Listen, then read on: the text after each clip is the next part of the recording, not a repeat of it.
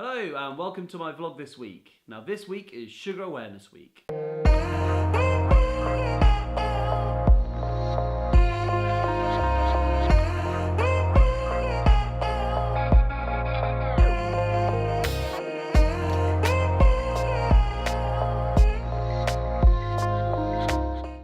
I'm particularly interested in the issues around sugar ever since my wife was pregnant. And that's because she had gestational diabetes. If you're not aware, this is something that affects some women when they're pregnant, and as soon as a baby is born, the diabetes goes away again. Now that means that she is in a fairly high risk category for getting type 2 diabetes in the future, and that my daughter Hannah could herself one day have diabetes as well. So it led me to research and look into this area a bit more to see what is the cause of diabetes and to really try to get to the root of what we could do as a family to really try to make ourselves healthier and try to avoid what could cause diabetes for the two of them in the future. Now it comes down to sugar. Excessive sugar consumption is a real problem across Western society, and I don't think it's a coincidence we see a rising increase of diabetes, obesity and heart disease and other types of illnesses that are associated with sugar consumption on the rise. Now I've made a graph to show you exactly what happens for the average person when they eat a high sugar rich diet, which is what many of us do without even realising it.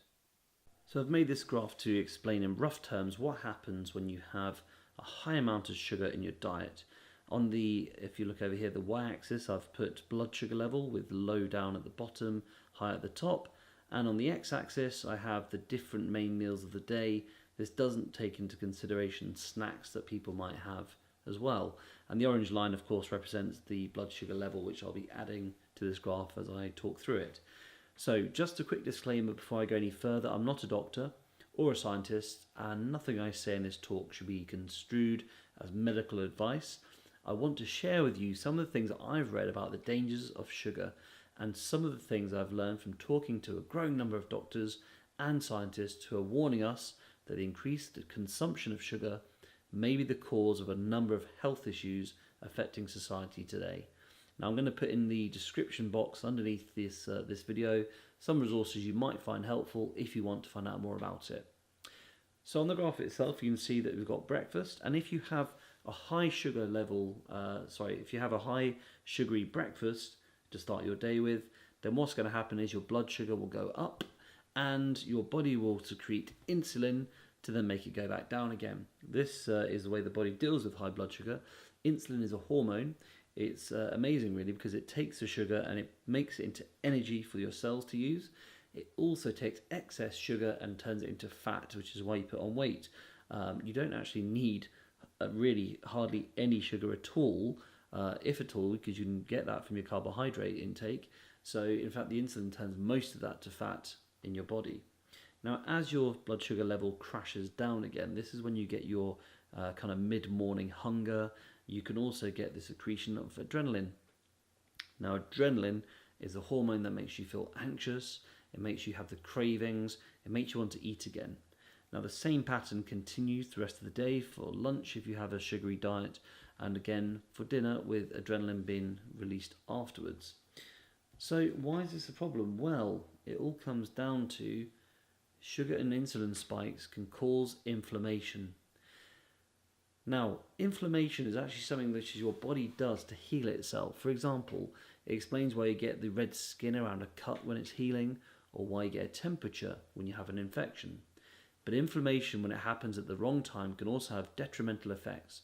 And there's now emerging evidence that continued inflammation contributes towards the development of type 2 diabetes, to obesity, and also to heart disease.